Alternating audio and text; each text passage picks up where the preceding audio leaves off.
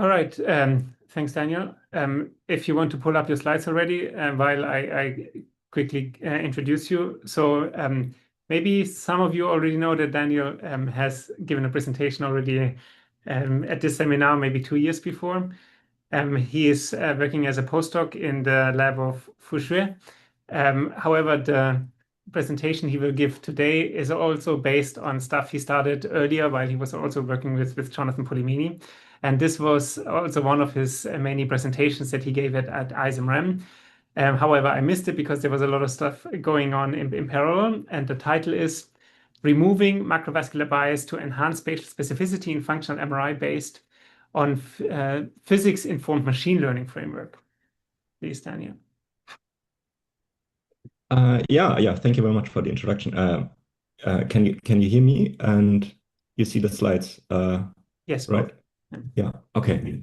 Yeah. Thanks for the opportunity to talk about this project. So this was I presented initial results at this year's ISMM, but today I'd like to maybe more focus on introducing the general idea underlying this project and oops. Yeah, to do so, yeah, maybe start with some basics as we know. Then, so I'm interested in fMRI, and that is widely used imaging technique to study brain function. And so the key advantages are that we can achieve relatively high spatial resolution with decent spatial coverage.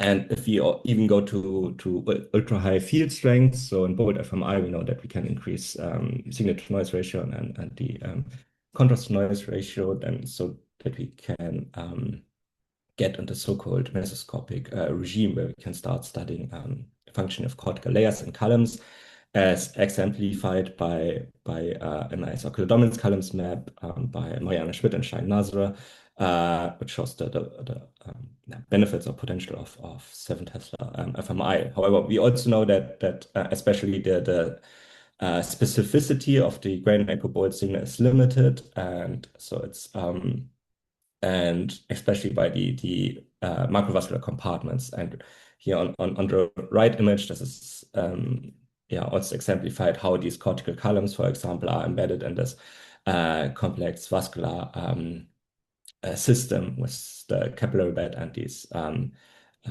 yeah, intercortical vessels and this network of pile arteries and veins. And this was already discussed, yeah, a few decades ago, since the advent of the Bolt effect, where we can that the locations of these large veins, for example, here shown at the location of these yellow arrows are co-localized with the areas where we have the highest Bolt signal changes. And so we know that the grain Bolt signal is biased toward the larger vessels, also shown in this famous Boxerman plot, which also then results in dependency of the Bolt signal to the orientation of these compartments and to the distance of these large vessels, which also results in an overall very large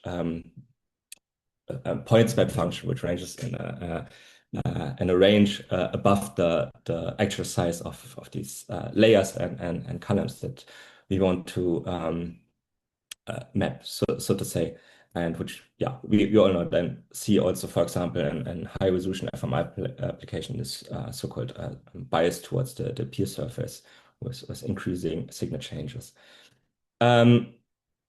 Just to summarize, so to handle this draining grain bias, I think in my opinion that this can be broadly grouped into these categories, where yeah, often the reduction of these draining grain contributions were proposed to reduce by spin echo-like sequences, so to be on this changing something on the sequence size or exploiting different contrast mechanisms like in blood volume weighted fMRI, or using different aspects of the bold response, like the initial dip, or using dedicated designs, like for using different contrast, like for used and mapping these ocular dominance columns, for example. However, there's also large amount of post-processing strategies, ranging from just masking out voxels that contain large vessels to other ideas like these phase regression approach that I also want to talk a bit about in a couple of slides. However, overall, I want to make the claim that so that there a multitude of different strategies to reduce these biases then, but and nowadays there's still largely high resolution fMRI is largely based on gradient echo bold acquisitions, mostly due to the high sensitivity to the bold signal and yeah, other advantages, and so that there's still room for improvement or to reduce these macrovascular signal contributions. And just also know from a different aspect. So just we know that the bold contrast relies on well, results from Tito star effect. So it relies on magnetic field inhomogeneities coming in this case from around within these blood vessels, which results in we know in some phase dispersion and then resulting in some signal attenuation. However, on this slide, I want to make just the reminder or a claim that we also can these magnetic field contributions can normally or roughly be divided into different spatial regimes, right? And then from the microscopic atomic level to the macroscopic scale, where we have these air tissue interfaces, which is normally can be it's normally divided into these T2 star irreversible portions and your T2 prime contributions. And however, and since we also have diffusion in our biosystem, so that this is not so there's kind of a gray zone with the mesoscopic regime, right? But however, for our project, we still want to make I think the distinction by dividing by these macro and microvascular regimes and assuming that we can describe our macrovascular compartment by this contribution, so to be already fully in the static dephasing regime. And as we know, then this will also have then also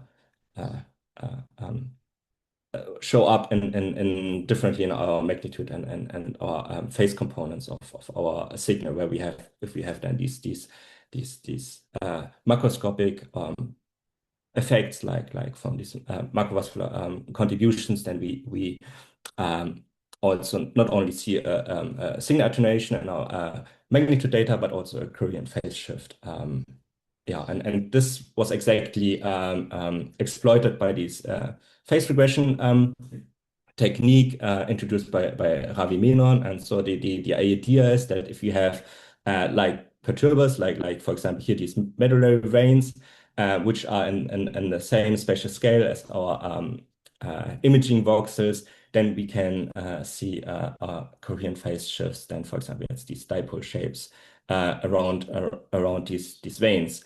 And so the idea is then to use these magnitude single voxel time series and then regress out the signal changes, which can be also which are seen in the corresponding phase time series, which should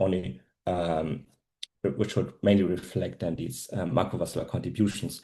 And what is maybe interesting, that there was also then kind of an extension of this idea by Joseph Wu and Jack Gallant, that discussed kind of these if we see here these spatially these type of shape which has these different lobes around, that we can get highly variable results or when doing this regression. And so the idea was to regress out not the same voxel phase time series, but always look in the near, in this case, nearest neighborhood to see which kind of phase time series best correlates with the magnitude time series. And then this was, I think, one step toward not only looking at these 1D temporal information, so to say, but also then use the spatial information and the data. And so I think, or as I understand, our project is kind of going in the same line that we also want to exploit the spatial and also temporal properties of these macrovascular perturbers, and then extract this information by a machine learning network to then be able to remove this contribution. And then I also believe that if we in this idea, then we can also move kind of from a like from just well, just but looking at the correlation between, for example, these phase single chain and phase data to a more quantitative modeling approach. And this overall relies on the idea of these forward signal modeling, which is for example was heavily exploited by these so-called vascular anatomic network models, where we kind of have a realistic vasculature, for example here, and then with also some information about the flow dynamics, can use the bolt forward model to simulate, so to say, the local field offsets around these of the vascular structure. And yeah, and we kind of want to follow this line, but are not interested in having information about the complete vascular architecture, but focusing more on the macrovascular compartments. And what is nice about this is that this starts to be accessible by in vivo MRI. And so there were recent studies also showing that the information from these large vessels can be used, and for example, using these biophysical bolt forward model to explain some variants, and I actually acquired fMRI data, and here these plots I took from a recent study by Zong et al. That used the Midnight Scan Club data set and showed then that the estimation of some function networks just, if I understood it correctly, then just within, for example, the venous compartment can predict a large amount of the actually experimental acquired data. And yeah, and probably as expected, this is not so much the case when only focusing on the arterial part of the vascular compartment. And yeah, and this overall, I think, yeah, nicely demonstrate that there is some information we can exploit from the macrovascular compartment that can predict some variants in the actual and experimentally acquired fMRI data, and that we can potentially also then pull out or remove. Yeah, and one step in our project was then to also using a similar approach, but trying to going to higher field strengths and then to higher resolutions, then extract this information that at the mesoscopic scale, so to say. And then for that, then we acquired high resolution time of flight data for segmentation of the vascular architecture, and also QSM data to extract baseline blood susceptibility, which then in the end will enable us then to estimate these local field offsets around our macrovascular compartments. and then enables then us to, if we assume some temperature changes and blood oxygenation, then where we can predict some activation maps just from our macrovascular compartment. And since I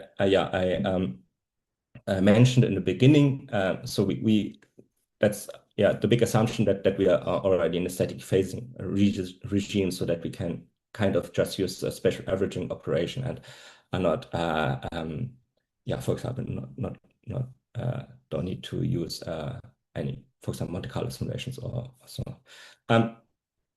However, then the next step, so after predicting some activation maps, so that the next question, or the question on our project, is how to remove these effects from actually acquired fMRI data. And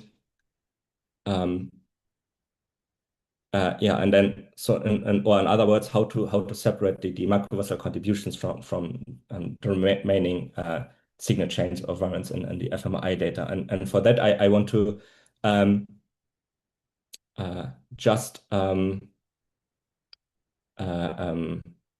take a couple of minutes to show how we want to separate our compartments before I then show some initial results where we only look at a very specific simplified case. And then I think the main distinction between the usual compartmentalization, where we describe the signal of the Bose signal as a weighted sum of extravascular and intravascular compartments, is that here we want to compartmentalize slightly different and not kind of separate everything which is extravascular, but everything which is extra or outside of the macrovasculature. And then so that kind of the extravascular compartment also then contains the tissue signal, but also the signal from the microvasculature or from the capillary bed. And so this is then indicated by, so if we have, for example, now here the signal of the specific voxel, then the crucial part is that our blood volume fraction only signifies the blood volume fraction of a macrovascular part, and we are to which we maybe also then be able to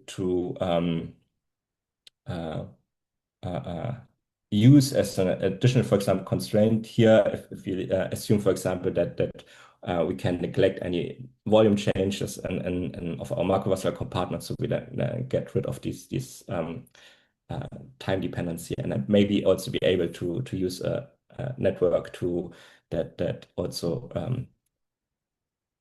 constrain the output based on this information. And then we know that, so looking then at in the first part, which is just the extravascular part, then so that's the idea that we then we are able to disentangle our signal contributions, our macrovascular part, where we can then kind of synthesize or predict our macrovascular contributions from our bold forward signal modeling, where we, for example, then have acquired or information about blood susceptibility and vascular architecture, and then also have kind of this phenomenological description of the remaining tissue and microvascular part, which is then in the end our signal of interest, and this part as the part we want to remove from the signal. And this is also then the same for our intravascular part, which is, as I said, only the part from the macrovasculature, where we have can make the same distinction, and then have here, for example, then the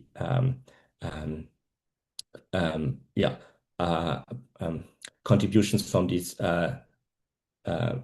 different K vessels, then which would then be located inside of the within each voxel. And then this enables us then together with the broad forward signal modeling then to hopefully exploit different information from the imaging data. Most importantly, as in the phase regression approach that we use the phase signal, but then also which is I think then the nice addition, then also use the spatial information where we can pull information about the tubular shape and then the expected kind of dipole field pattern and signal attenuation and in the multivoxel pattern, which then will result to a predictable dependency as which should be described by the model, like the depends on the size and orientation and so on. But furthermore, we also want then to add more contextual information to also have the ability to model these conversation properties and especially for example then also temporal information to constrain the time inverse of this blood volume fraction. And then kind of interdependency between external and intravascular contributions. However, for the initial test, which I also presented at the SMM this year, so we forgot about all these compartments and only looked at the extravascular compartment, which we could which we can simulate then with our bold forward modeling. And so the initial question was then if we can somehow build a model that learns how to remove these contributions from fMRI data. And then so the first challenge was to which data we can use for that, because that we need information about we need the architecture of the vascular architecture, blood susceptibility, and so on. And so the idea was then to use synthetic data for training a model, and then so we followed the idea of the so-called domain randomization, which is applied in many different applications, and this is probably a quite famous application in the model, which is called SynSeg, and it's a deep learning based segmentation model. And so the underlying idea is then to the underlying problem is that we don't have enough data to describe the real distribution of our data, and then so and then we can the idea is then to use synthetic data, but not in the case that we want to have or synthesize data that is as much as real or to the inquired fMRI data, but to have then very weak prior distribution, so to have a very large or wide sampling space, and which covers which results in very unrealistic samples. For example, here, it's these synthesized MRI data that was then used for training the model for brain segmentation, and with the idea that if you have this wide distribution of synthetic data, that the true unseen distribution will fall also within this distribution, and so the model can also generalize to our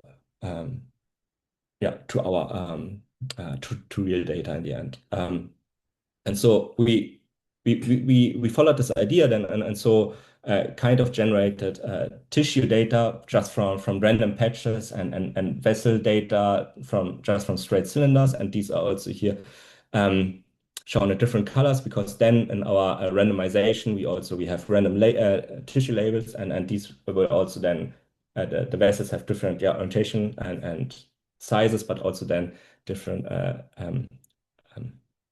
blood susceptibilities. And then we also then had a large augmentation operations, which we applied on the fly to mimic some more realistic vasculature and tissue data distributions. And then yeah, in the end we used the bolt forward model then to estimate the local field offsets from these vessels, and then assuming being in the static dephasing regime, then the final patches or so synthesized fMRI patches then were generated, where we have see these macrovascular signal contributions as darker areas due to the signal attenuation effect. And these were then the actual data we included then in our deep learning model, where we used a residual unit, and the unit was trained to remove these contributions from the macrovascular compartment. And another idea was then to also let the model predict to also produce vessel mass and susceptibility maps to enforce the model to encode the spatial geometry of the vascular architecture.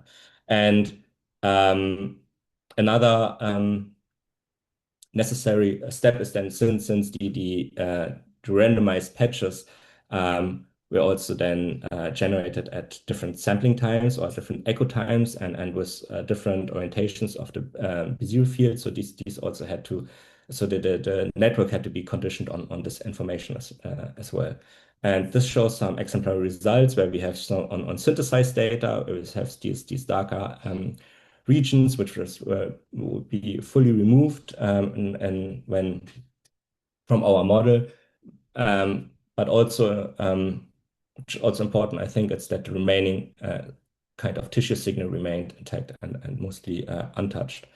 And yeah, so as mentioned, so that the model had to be conditioned also on the echo time and on the magnetic field orientation. And this, for example, shows the effect on so the data were generated assuming a specific echo time, and here I varied the conditioning of the model with different echo times, and as expected, we see a smooth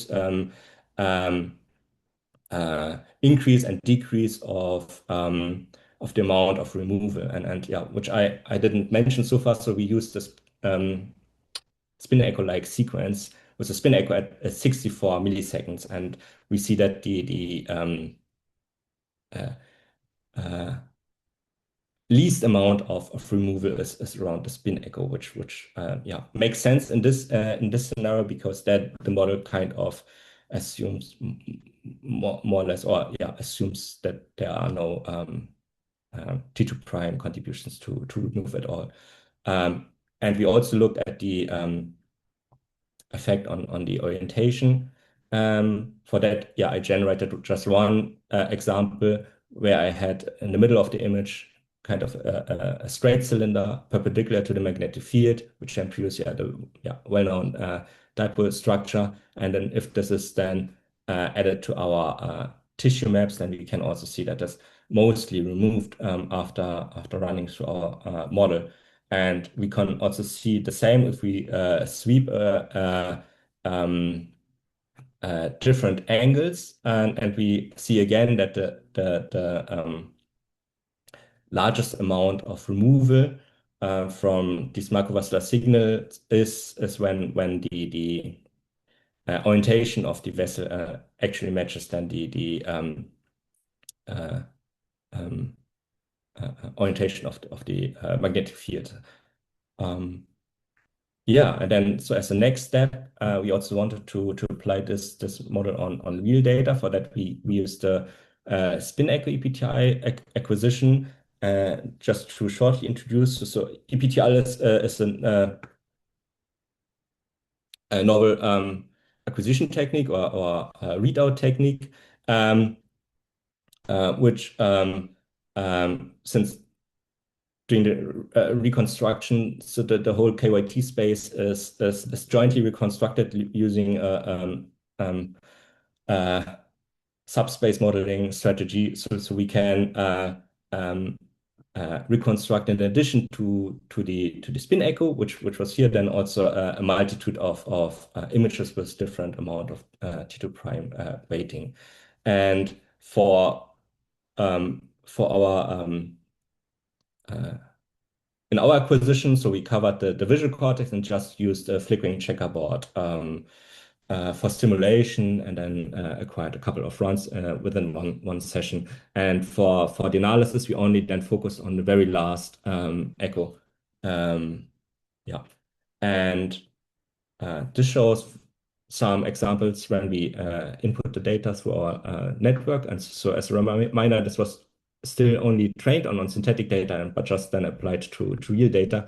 And this is here shown the temporal mean across all runs within the session.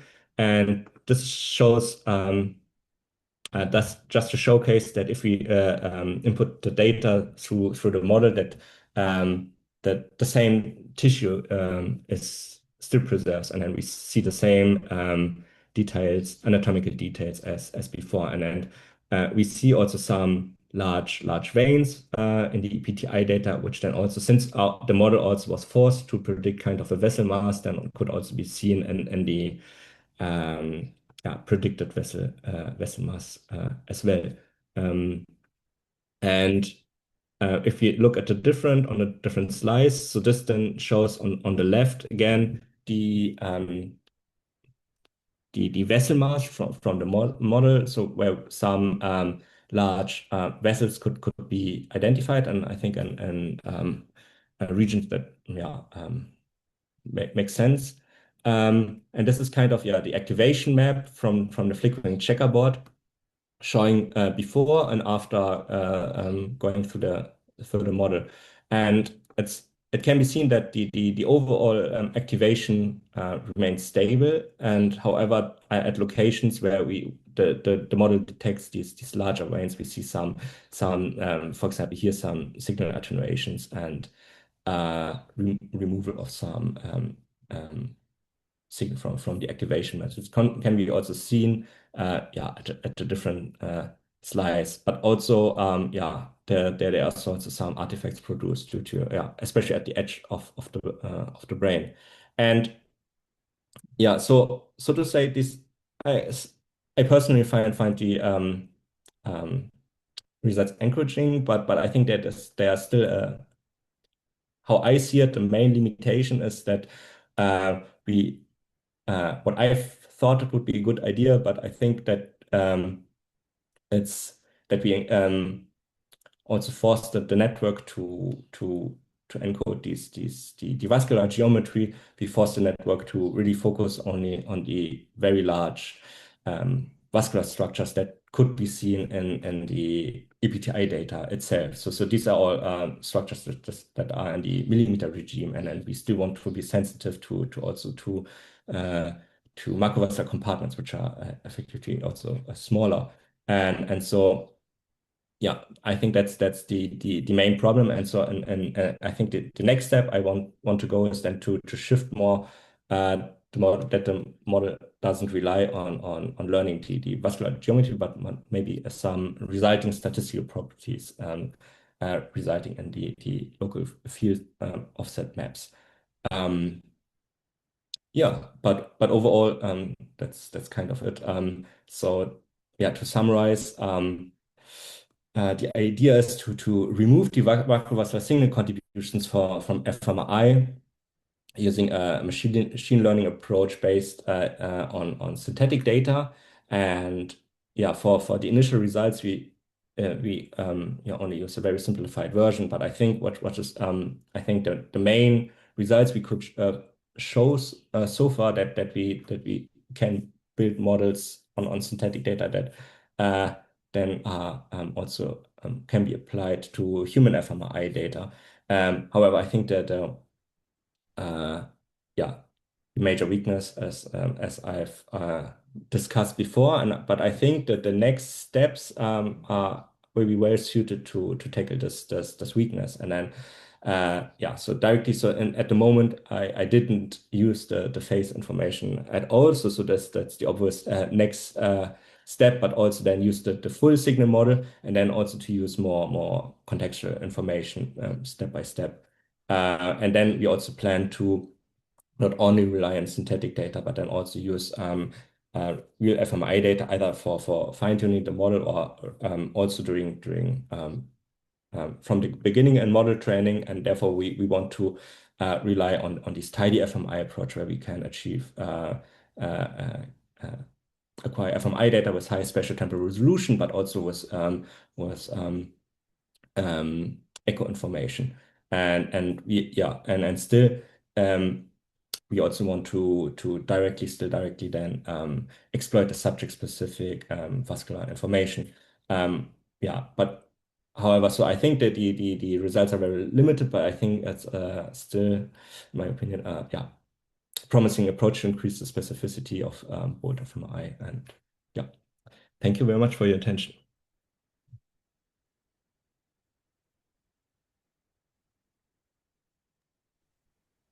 Thanks a lot, Daniel. That was a lot of work. Very cool. Also, generally was what the model can learn. And it is indeed encouraging to see kind of how the big, I guess, leptomeningeal vessels, like these millimeter vessels, can be reduced.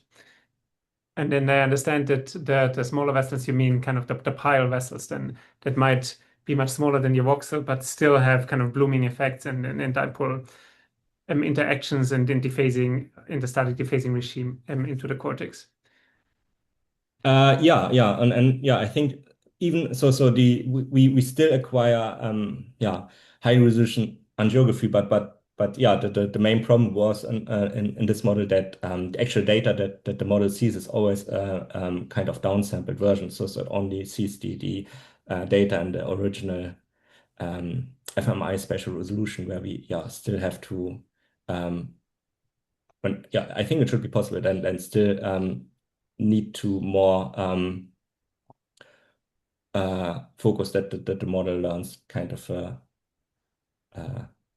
not the vascular geometry itself, which it cannot resolve, but then the signatures from these smaller vessels.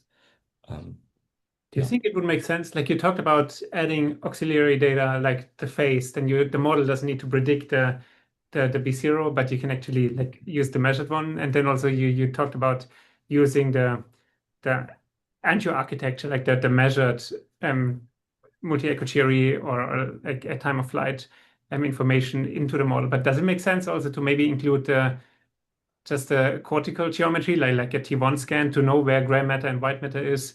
So you can kind of use that, or the model can use that to kind of be better informed about where the potential like vessels would be, but then also where the effect of the vessel would be that you care about.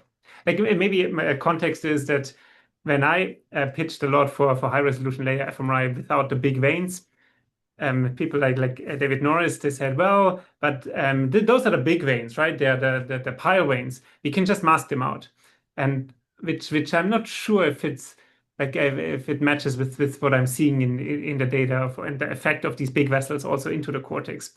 So I guess you're maybe in a similar regime where you're looking at the big vessels, not even the few hundred micrometer pile vessels, but the even bigger ones. They are in the diameter of a millimeter. So I guess at there the might moment be a way to also get rid of smaller and smaller ones if you are kind of using like tissue type priors to some degree, like that you know where the pile surface would be or something. Mm. If that makes sense. So you're not considering like you're considering to include the face and the vessels, and I guess you could also then do a vessel segmentation. So your model is not overburdened to also do the vessel segmentation, but you kind of give the vessel segmentation as an input. But I'm assuming you haven't considered using the gray matter geometry into. It could be. So at the moment, I thought about this project a bit differently, but I think it could also be good alternative to maybe add more some anatomical information, and then maybe also in the vessel generation, then also knowledge about the orientation of these vessels, then depending on the cortical curvature and so on. But at the moment, I thought of the project more, and that therefore also we always use these random patches as to so that the model kind of learns kind of the underlying signal contributions from some macrovascular compartments, irrespective of anything what is going on else in the image, so to say, to always match this pattern. Excellent. Thanks. Farouk, you have your hand raised. Thanks, Daniel. So my question is about the beginning of your talk, where you overlaid some methods to devein the data, like phase regression and other stuff. Yeah. And you have said that nothing really is widely used in the literature, right? So I was wondering, how practical is your approach? Like, for instance, let's say that I decided to use your approach today. Like, what would it cost me in order to get the data, run it, and devein my let's say, conventional sub-millimeter gradient echo API data?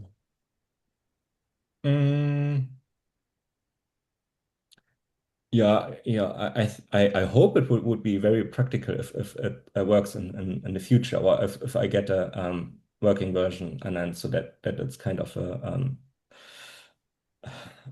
just another tool you can run your fMRI time series through. But yeah, I will see how well it will work, I think, and how general it will be then to different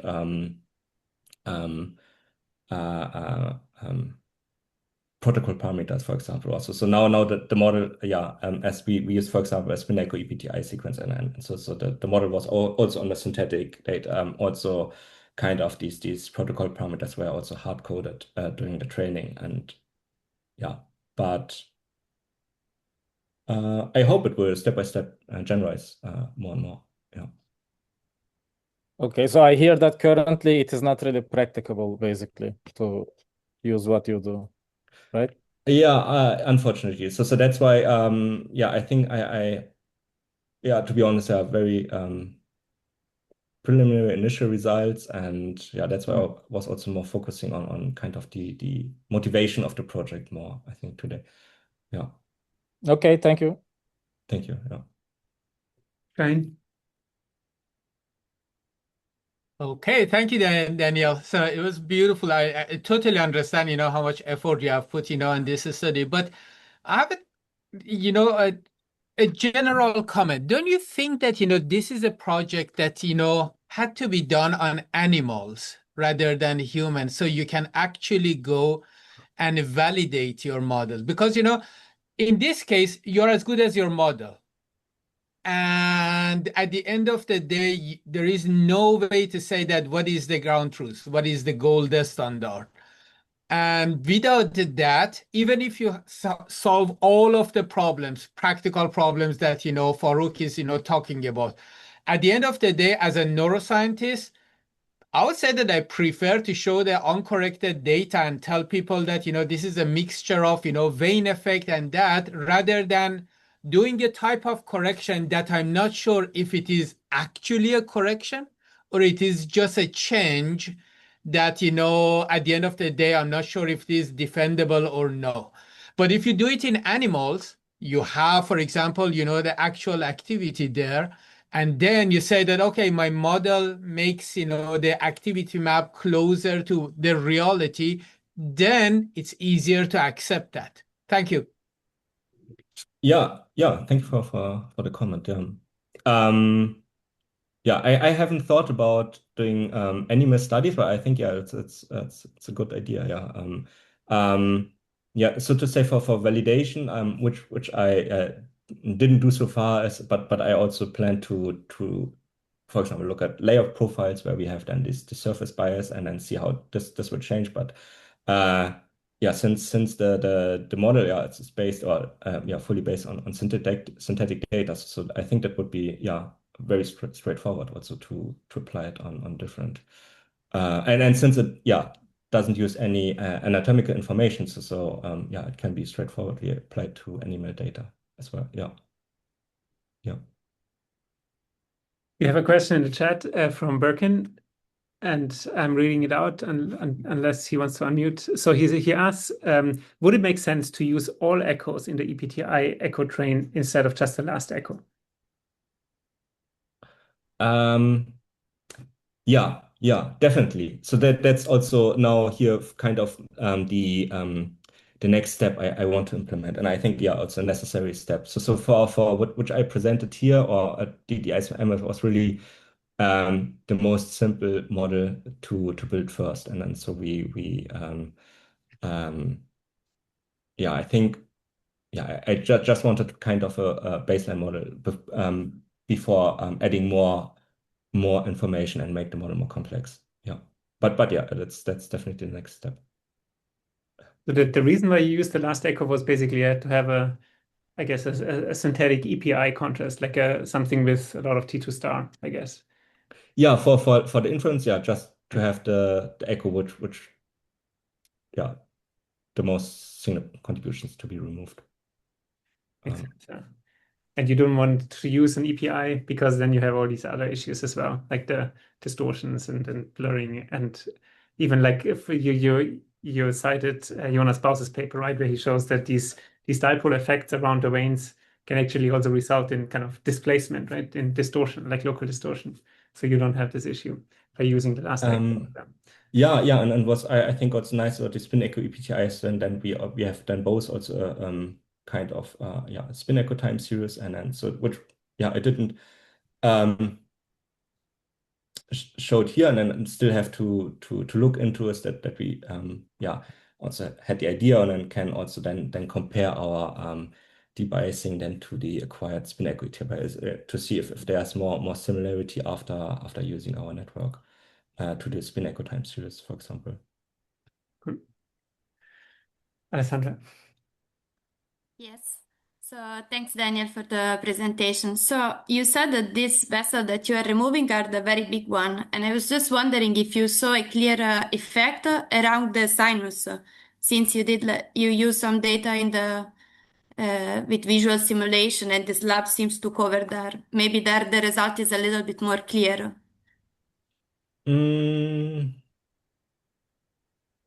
No, not really. So the yeah, sinus were kind of not really detected by the model, but also yeah, a little bit but yeah, there was also no so activation kind of in the psychic sinuses, so there were also no effects to that I Okay. could see to be removed. Yeah. I think Faruk is pointing to something. Maybe that's on the slide.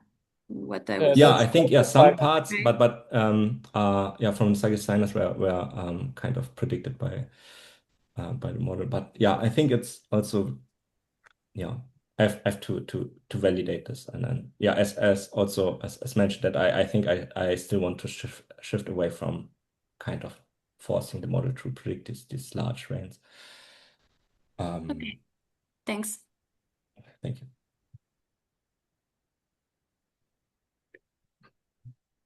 All right. If there are no further questions, thanks a lot, Daniel. And I see you all in 2 weeks. Okay, great. Yeah, thank you very much.